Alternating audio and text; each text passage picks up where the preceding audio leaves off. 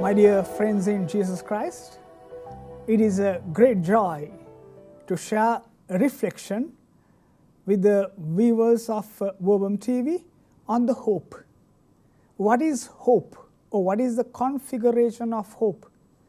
We call it hope means that a grace that is given to the will. We know that there are three theological virtues. Faith, we call it pistis. Faith means that is the light or the grace given to the intellect. We have our intelligence in our system, but we need some kind of a grace. So faith gives the light or the grace to the intellect. And hope means that is the grace given into the will. At the same time, we know agape. Hope means elpis, charity or love means agape. Agape means the grace given into the action. That is the love given, the light given into action. So these three theological virtues are very important. At the same time, today I'm just trying to share a reflection on the Gospel of Mark, chapter 10, verses 46 to 52. If you have the Bible, you can open it up and just follow the things that I say. In this Gospel passage, we have a blind beggar. In Greek, we call it Hyphalos prosaites. Desperate crying out or plead becomes a joyful proclamation. Hope is good, but at the same time, it has to be fueled with the will. Unless the will is given the grace to believe, and it is not merely an optimism, neither it is thinking that everything will be okay. No, hope is an anchor. We see this blind beggar at the beginning crying out to Jesus in a desperate situation. But at last, we see that he becomes free. At the same time, he makes a joyful proclamation of hope. So this beggar in the Gospel of Mark, chapter 10, verses 46 to 52, he sits at the exit of Jericho because it is a strategic point. And most of that is the period of Pascha, we call the Easter. Most of the pilgrims used to climb towards Jerusalem. Even Jesus, for the third time, he is climbing to Jerusalem because he had already decided and he had already taught his disciples what kind of death he is going to face. He will be handed over, then they will put him to death. They will kill, and he will be, on the third day he will rise again. But disciples were, it was very difficult for them to accept this kind of a situation. But we see they need another kind of a sight. They need another vision. They have to look at in another angle. Therefore, Jesus, in a way, by healing this blind beggar, in a way he tries to teach his disciples that they have to see in a different perspective. So he is seated on a strategic point because during the Easter he may get more money. Then his name, Evangelist Mark insists on the surname. He says, Heus Timoeo Bartimeo, his name. That means son of Timaeus, Bartimaeus. In Aramaic, Bar means son. So when the evangelist insists on the surname, it means he wants to say something different, not simply the name. We don't find his name. What does it mean? Bar means son, Timeo means honor. So he is the son of honor. That means this person mainly begs the honor.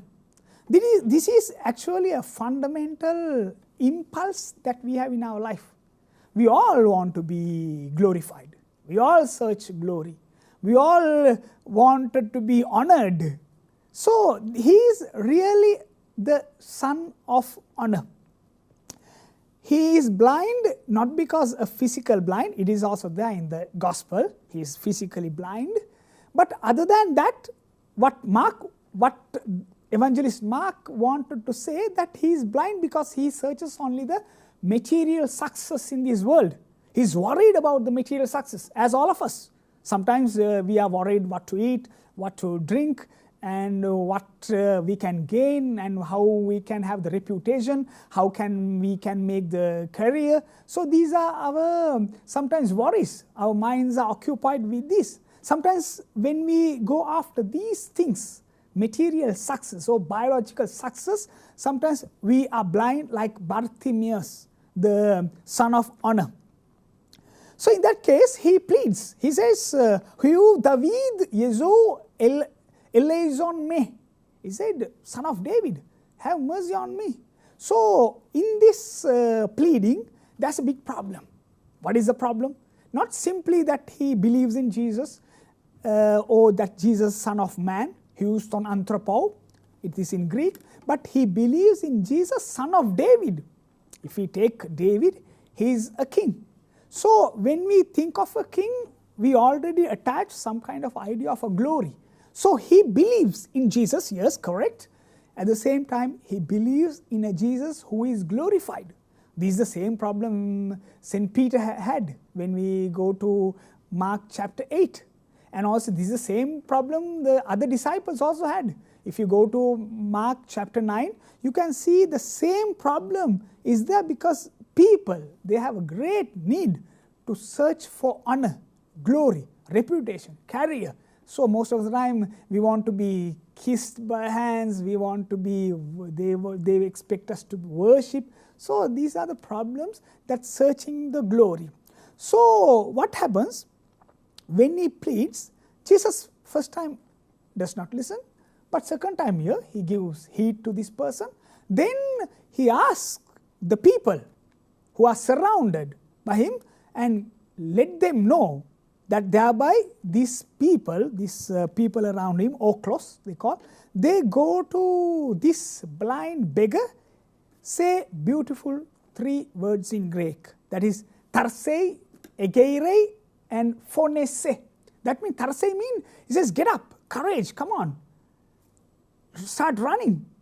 And the other thing they say egeirei. Egeirei is the word that has been used to explain the resurrection. That means again get up, because he needs a lot of courage. He needs to get up. He can't stand at one place. At the same time, the last word phonese means phone. The word phone comes from phonese. That means he calls. So at the beginning, this beggar, blind beggar, since he believes in the honor, human honor, glory, he was off the road. They call para en hodon. But now he has a process of healing. He was in a desperate situation. He did not have any kind of a hope. So because he only believed in a material success in life, therefore he was out of the road. He was off the road. Now he walks with Jesus. He pleads. Jesus heeds. Then Jesus says, okay, tarsei, get up. Then he says, egeire, resurrect. At the same time, first he calls. So what is his reaction? When a blind person heals, he usually adjusts his garments. He usually looks around. But this person leaves out, casting away. They call it in Greek, apobalon to himation. He leaves out his outer coat and he follows Jesus. In the Semitic culture, we call anabalon ton himation. To himation means the personality, the extension of his person, because his personality was built on searching for honor, searching for glory. Then Jesus asks, what do you want? What do you wish? Tell us. What do you wish that I do for you? He says, I want to, beautiful word, he says, ina anablepson. I must be having, he says, Jesus, please give me the new vision. Give me the sight to see from above. Because if we look at the success on a material perspective, we are blind. We can't see anything. We only see what is around us. This person, this blind beggar, what he says, I want to see from top, from above, anablepso. Ina anablepso. So remember, very important word. Sometimes we also need this healing. In order to have hope, sometimes we live in a desperate situation. Sometimes we think, because of this case, that case, because I find difficult to pardon somebody, I have this much of a problem. But Jesus says, okay, sometimes you are blind. You are blind, and sometimes your life is so desperate. So look from above, anablepso. Then he heals, and after that, he goes after Jesus, following him, and he is on the road. So we see at the beginning of the gospel, this blind beggar was off the road. Parahodon. Now he is enhodon, he is on the road. So I think we have to search for glory, we have to search for honor, true, but not just begging, but as Jesus teaches, because in Greek, glory comes from the word kavud, means weight or the consistency.